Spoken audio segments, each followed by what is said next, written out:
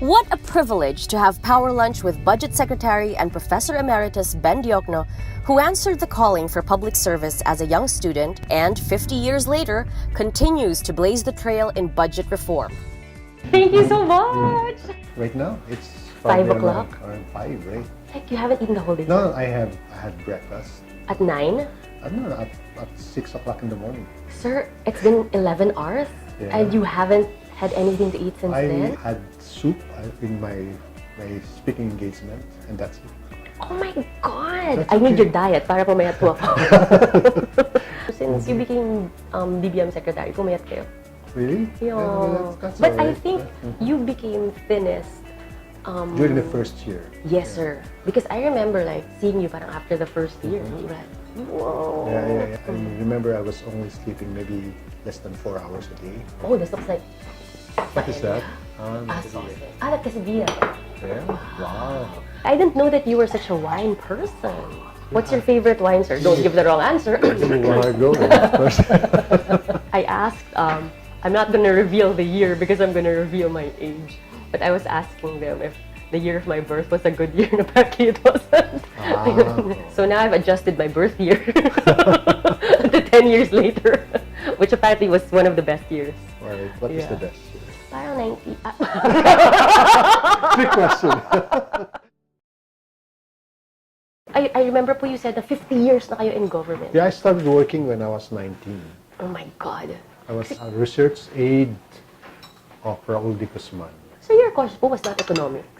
My first course was public administration. So I was with the Senate Finance Technical Staff. And then martial law was declared. They closed Congress. So now I have 3 options. Join the Ayala Group, Ayala? join the Board of Investments, or join UP. Okay. So there was a cut in pay. Pay at UP was 600 pesos a month. I was receiving 900 pesos in the Senate. But they said, we promise we'll send you abroad. So I chose that. I didn't like to work under a martial law environment. So you wanted to be in public ad pala po talaga? But I think as a young person, that was my calling, public service. My father was a politician himself. I thought that's my Your real father calling. po was... He was a board member of Batangas, and he was at some point acting governor. Maybe during... Makapagal? No, much earlier. Magsaysay? Curino, maybe. Quirino? I'm just naming streets. Speaking of streets, there's a street in the MOA. MOA, J.W. Diokno. That's Jose W. Diokno, the senator, former senator. He is your... His father and my father are cousins. Lahi talaga kayo ng matalino, sir. Ano bang kinakain sa Batangas? Bulalo. Bulalo, Kasi yes. may utak. Akala ko po nag-states po kayo. Yeah, I was in the US from 1974 to 1981 After na po your to do my research. MA and PhD studies. So first po, you were research assistant in UP. Yes. And then after that po, you chose to go to the US. No, to study. I joined the Philippine Senate first. In fact, I was in the Senate before martial law. What? Who was your senator? Senator Aitona. Guy is from Bicol, and he's a known financial guy. He wrote the auditing code of the Philippines. Well, I joined the cabinet under Mrs. Aquino. That was my first cabinet job. Interesting story. I was with Mrs. Monsod, who was then the secretary of NEDA. Oh right? my God, Salita Monsod. So she presented the economic development plan, and then Secretary Ong Pin, Finance Secretary Ong Pin, Jimmy Ong Pin, right? Okay. He said, well, Winnie, that's a nice plan, but how are you going to finance the budget? And he said, Dr. Diokno will explain. Bert Romulo saw me. He told Winnie, could I talk to Dr. Diokno? I said, sure. Romulo at the time was budget? Budget minister. He asked me to chair the meeting. I said, what's this? So I chaired the meeting. In front of seniors po. Yes, I mean, yes. lagman. Yes. And, Wow. and that turned out to be like a job interview, right? Parang he was testing how you would Testing. handle them. Yes, and then after that, he told me, would you like to join us? Can you prepare a budget? That was his interview question, right? I said, Bert, that's not taught at the school, but I'll try. That is so odd that they had a cabinet and nobody knew how to make a budget. No, because he removed all the elder ones, the mga career people. Okay? yung mga Marcos. Marcos. Okay. And all of them are running for office except Karage. Okay, That's why. May vacuum po talaga. May vacuum. Lingad, Lagman, and Daya, they were running for congressman, and Bert was running for senator. So it was really very difficult for them. So there's got to be somebody there. Yes. So It is the first budget that you ever wrote, yes. which was in 1986. 1987. 87. Budget 87. Oh Cory my took God. power in 86, right? And so I would assume that was not a reenacted budget. no. Entirely new budget, You know, 26 tax measures, including the value-added tax, in one cabinet meeting. Wow. I How said- did you do that po? I said, Madam President, members of the cabinet, this is tax reform without tears. Why is that? What? Because usually when you reform, it's got to be painful. I said, the tax system is so bad that it's possible to reform it without tears. And that was my opening. Right? And I said, okay, 1, 2, 3, 4, 5 acetates. Okay. And then after 30-minute presentation, Mrs. Aquino said, are there any objections, observations? Okay, there being none, approved. That was easy, right? Including the value-added tax. You are considered the father of the VAT. Yes. You are Vatman. So that was my participation in the tax reform. And the IMF said this is the best thing that ever happened to this country. Our tax system improved so much that it reached 17% of the GDP, gross national product. How many percent, sir? 17%.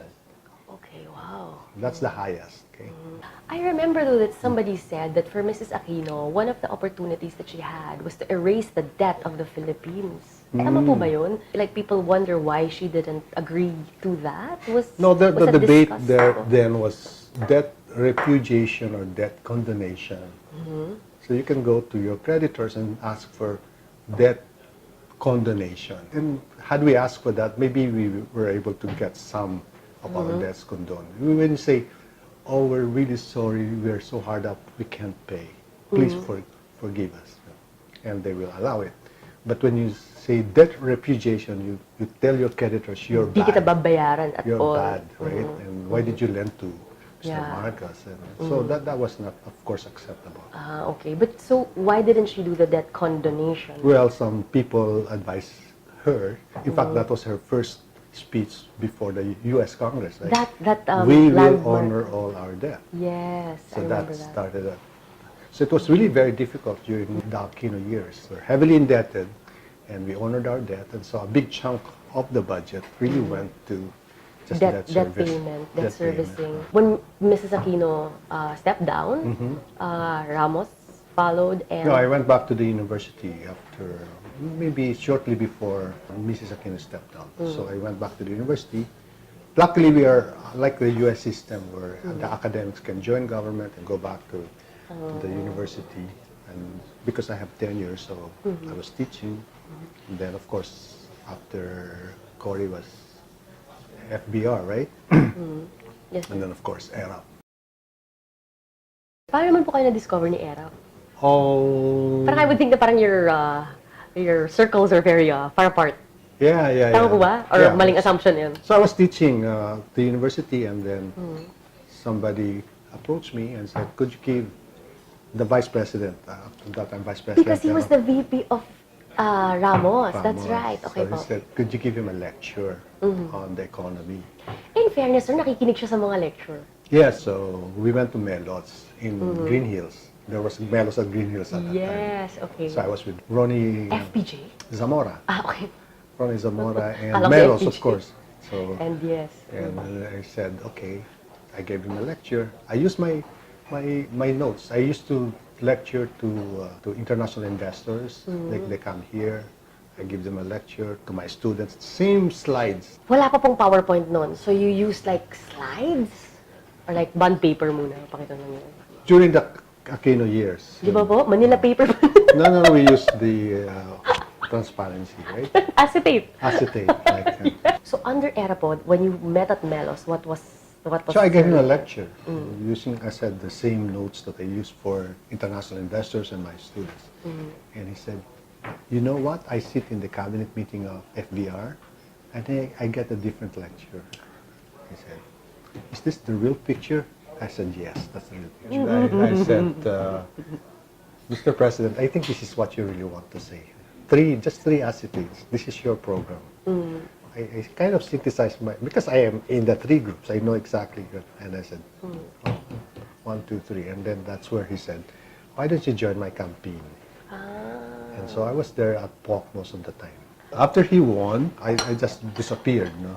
I have no idea when my services are done. I used to go with him. Inintay niyo po yung tumawag siya. I used to accompany him during the debates, etc. Yes, last minute lecture. Lecture. Mentoring. Uh-huh. Sir, yung gulay po. Yeah, and then I was at Intercon at that time, and that was his first Intercon! coming out. Oh my God. Coming out. The first debate. No. He was already president at the time. Okay po. Elected Parang his president. first speech or something? Yeah, he had a meeting there, and he said, "Where have you been? You've been hiding? Just come and see me." And so I went to POC, and he said, "Okay, you'll be my budget minister." There was the Asian financial crisis. We were just coming out of that. And so our job was really just to pump prime the economy so we can recover. And Which we you did. Yes, we did. And in fact, if I remember right, our agricultural output was between 6 to 7%. Yes, sir. Unsurpassed, okay? Yes, sir. During his term, okay? Magaling si... 12 million metric tons. Yes. So that was good. So we were able to recover.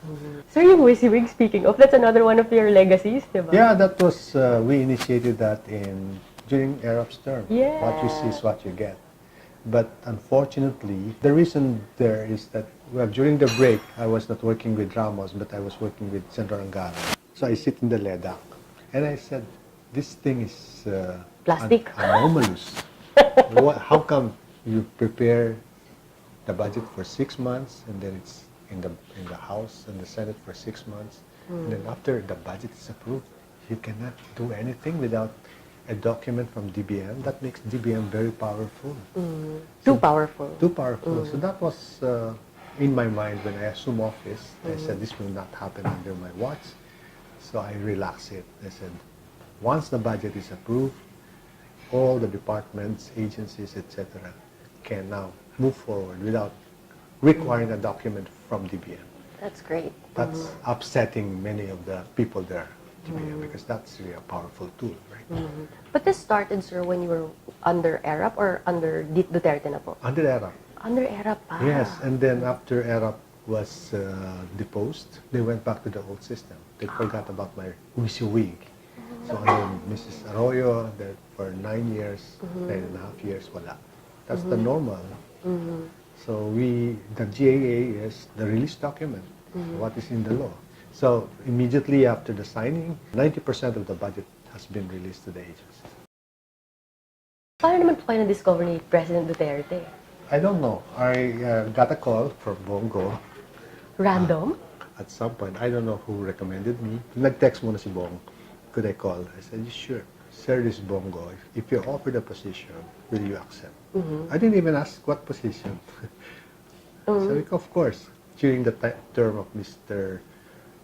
Estrada. Yeah. Niera, I was already supposed to leave for University of Toronto, visiting professor. Oh, okay. Okay, so I have a house there already. Really? Because opening is September, right? So Parang provided po by the university. yes, and then came the offer, right, to be budget secretary, and so I have to go to the Canadian ambassador. So because I'm in a quandary, okay, what do I do?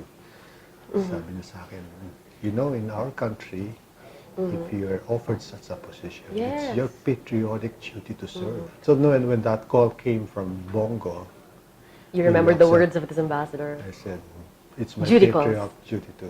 And then shortly thereafter, Sonny Dominguez called me. He said, samahan mo na kami. Some people, they have the peak of their career. But I feel like you've had so many peaks. Parang peak na naman. Peak na. And you're still... Triple peak, no? Yes! Like, how do you do it? I mean, I guess it's just your... What did your Canadian friend call it? Patriotic...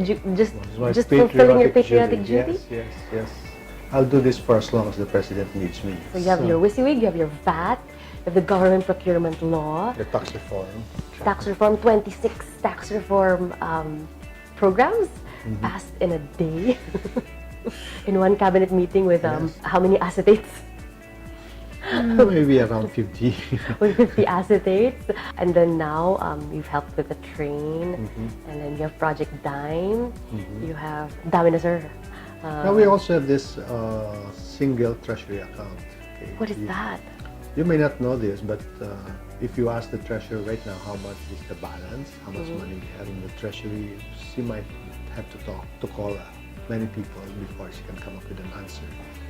I want to see the day when using my smartphone, okay, I'll just key in something and I'll get the real-time balance. Okay? Oh, ba't hindi po yun pwede?